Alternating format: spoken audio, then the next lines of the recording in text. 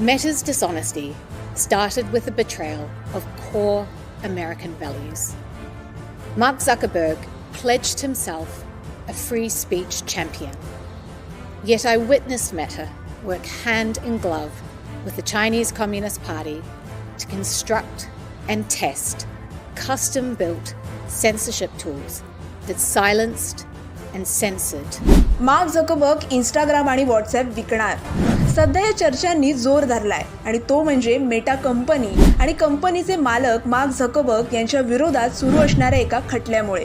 Meta विरुद्ध FTCने anti trust खटला दाखल केलाय आणि याचं कारण म्हणजे US कॉम्पिटिशन आणि कन्झ्युमर वॉचडॉगने केलेले आरोप. मार्केटमधील कॉम्पिटिशन संपवण्यासाठी आणि सोशल मीडियामध्ये मोनोपॉली निर्माण करण्यासाठी मेटाने 2012 मध्ये $1 अब्ज इंस्टाग्राम आणि 2014 मध्ये $22 अब्ज व्हॉट्सॲप खरेदी केले असे म्हटले जात आहे. तर दुसरीकडे आम्ही हा खटला सहज जिंकू आणि दोन्ही ॲप खरेदी केल्यापासून युजर्सचा अनुभव आम्ही सुधारला आहे असे मेटाचे म्हणणे आहे. त्यामुळे आता कोर्ट नेमकं कुणाच्या बाजूने निकाल देतं हे पाहणं महत्त्वाचं ठरेल. तुम्हाला काय वाटतं, खटल्याच्या अंती मेटाला खरंच इंस्टाग्राम आणि व्हॉट्सॲप विकावं लागेल का? कमेंटमध्ये नक्की सांगा.